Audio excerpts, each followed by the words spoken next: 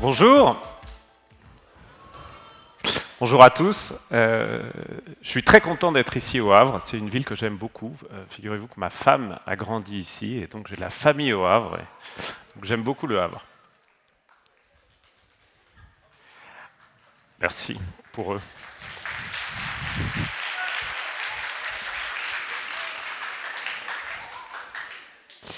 Alors le Havre, c'est une ville qui a su se réinventer, qui a dû se réinventer. On en a parlé tout à l'heure. Et réinventer, changer le monde, c'est bien le but de ce forum. Et moi, je suis venu vous dire qu'au XXIe siècle, on ne peut pas changer le monde si on ne change pas la ville. Et surtout si on change la place que j'ai dans ma ville, mon rôle dans ma ville. Je crois fortement, et je vais essayer de vous en persuader, que la ville est une source d'espoir et un moteur de progrès. C'est ça qui nous a porté, il y a 5 ans, à lancer New Cities Foundation, qui est un think tank, comme ça a été dit, qui réfléchit à l'avenir des villes et qui accompagne des projets fantastiques. Je vais vous en montrer quelques-uns sur ce siècle des villes. Alors, pour être parfaitement honnête, on n'a pas tout à fait trouvé le déclic pour libérer ce potentiel de la ville, et ce potentiel de la ville qui est en chacun de nous. Mais on va essayer ensemble d'explorer des pistes pour le trouver, ce déclic. Alors évidemment, on en a déjà parlé, le monde vit une transformation fantastique et c'est cette révolution urbaine. La population urbaine, on en a déjà parlé beaucoup de fois ici, est en augmentation énorme. Mais moi, ce qui me frappe, avant tout, c'est l'ampleur de ce changement et la rapidité de ce changement. Ça, c'est le monde vu du ciel en 1994. Et voilà le monde vu du ciel en 2010. Et ces points de lumière, tous ces nouveaux points de lumière, ce sont des villes. Alors, pour revenir un petit peu plus près du sol, voici une ville dont on parle beaucoup, la ville de Dubaï, en 1980. Voici la photo prise au même endroit aujourd'hui. Et donc, c'est cette accélération qui est vraiment phénoménale et qui, je pense, est source de progrès. Voici une ville dont vous n'avez peut-être jamais entendu parler. C'est une ville qui s'appelle Jingjinji. En fait, c'est une méga-ville ou une méga-région autour de Pékin. Et Jingjinji, c'est 130 millions d'habitants. C'est une méga-ville qui fait 130 millions d'habitants. C'est la population du Japon. Sur une superficie 2000 fois la taille de Paris. Alors évidemment, qui dit énorme changement démographique de cette ampleur dit bouleversement sur plein de choses, et notamment sur l'environnement. Jean-Louis Chaussade l'a évoqué et d'autres avant. Voilà un exemple de la ville de Sao Paulo. Ça, c'est le réservoir principal de la ville de Sao Paulo. La ville de Sao Paulo, c'est la plus grande ville de l'hémisphère sud. Alors, les bouleversements ne sont pas que sur l'environnement, mais sur l'environnement, c'est très important, mais les villes ne sont pas que source de mauvaises nouvelles. Et d'ailleurs, je pense qu'autour de la COP 21, on en parle beaucoup, vous allez en parler demain, les villes vont être source de bonnes nouvelles. Et ça, c'est le maire de Mexico City qui a l'air très content de lui, et il a raison, puisqu'il a dépassé de 10% ses objectifs en matière de réduction de CO2. Alors, les bonnes nouvelles, ce n'est pas que l'apanage des maires ou même des grandes entreprises, et ça, c'est très important. Voilà, par exemple, une start-up française fantastique qui s'appelle Plume Labs, qui permet de mesurer la pollution atmosphérique autour de moi.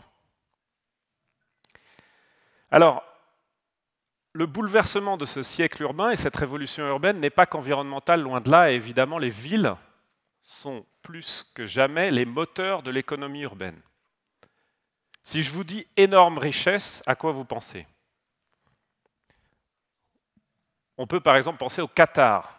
Et moi, je suis venu vous dire de ne pas penser au Qatar, mais penser à des villes. Shanghai, la ville de Shanghai, c'est toute la richesse du Qatar, plus toute la richesse du Danemark. Tokyo, c'est toute la Russie. Paris, c'est toute la France. Alors, cette révolution urbaine, elle a aussi bouleversé nos modèles de travail. Et combiné à l'autre très grande révolution de notre temps, qui est la révolution technologique, ça a mené à des entreprises fantastiques, et on parle aujourd'hui beaucoup de Blablacar, mais il y en a d'autres, Waze et d'autres que vous ne connaissez peut-être pas, qui sont vraiment le mariage de cette révolution urbaine et de cette nouvelle révolution technologique.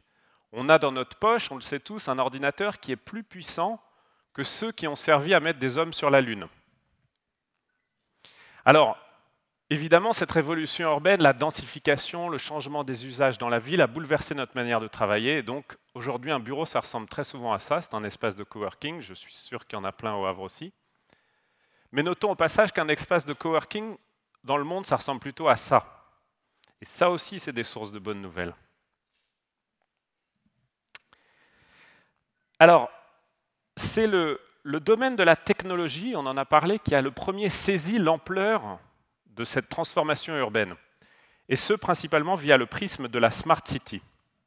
Alors, la Smart City, ça n'a pas vraiment de définition, vous l'entendez très souvent, mais en gros, si j'ai bien compris, c'est une ville où la captation et l'analyse de données en temps réel jouent un rôle central dans les modes de décision et les services urbains.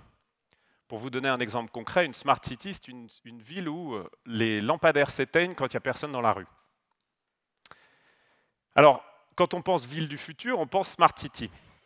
Mais à mon sens, il manque quelque chose dans la Smart City. Donc je vous propose de jouer à un jeu, si vous voulez bien. Si vous êtes connecté à Internet, là tout de suite, tapez le mot Smart City dans Google. Et puis vous allez à l'onglet Images. Alors, qu'est-ce que vous voyez? Ce qu'on peut voir, par exemple, c'est des images comme ça.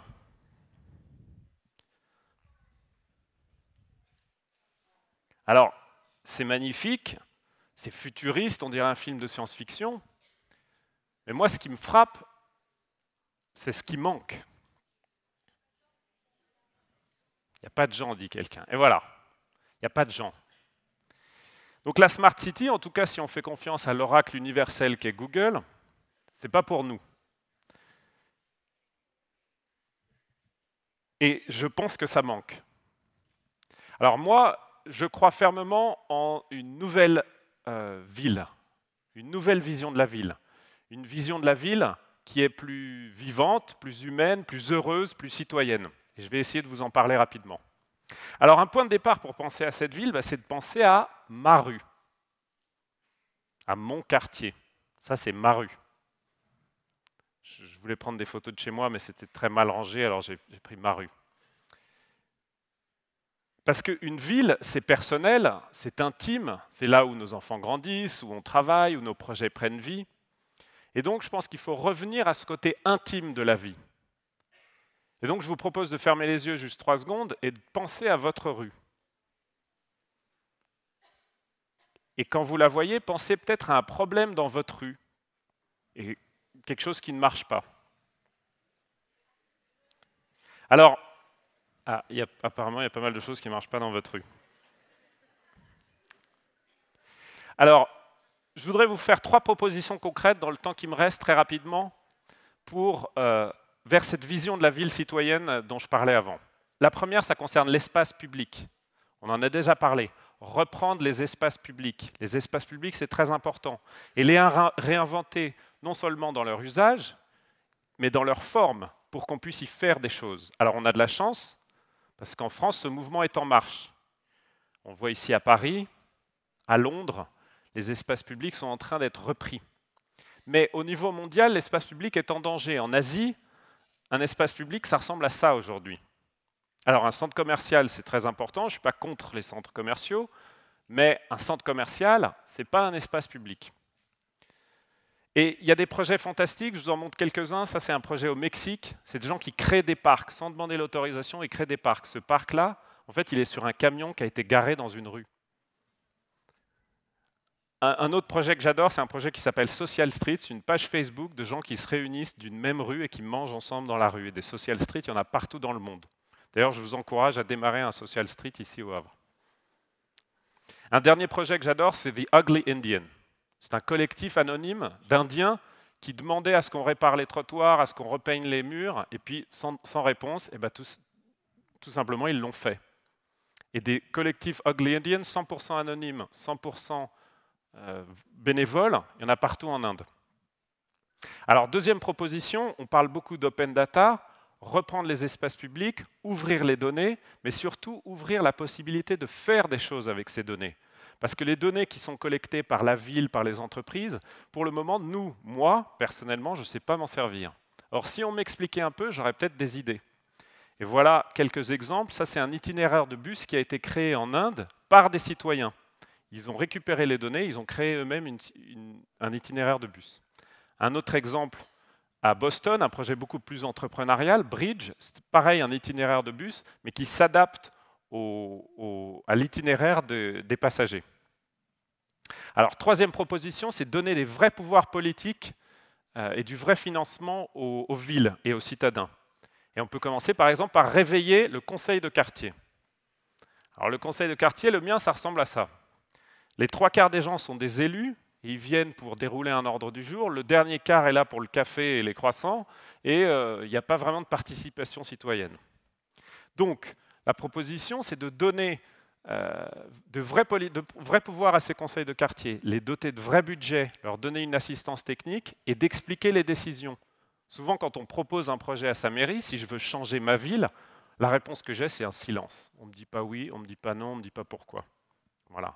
Et une proposition peut-être plus politique, c'est de créer un vrai ministère de la ville.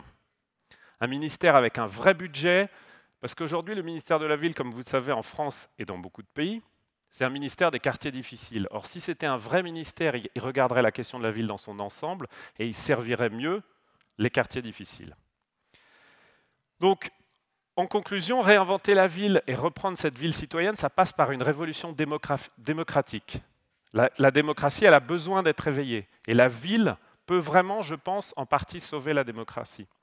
Et des changements incroyables sont déjà en marche en ville. Je vous présente une dame qui s'appelle Ada Colau. Elle fait partie du mouvement Podemos. Elle était arrêtée parce qu'elle était à une manifestation. Et voilà cette même dame lors de son inauguration comme maire de Barcelone. Donc je pense que cette ville citoyenne, elle est vraiment en marche. Et tout ce que je veux dire en conclusion, c'est repenser à, quand je vous ai demandé de fermer les yeux et de régler un problème dans votre rue. Rien ne vous empêche de le faire. Faites-le. Merci beaucoup.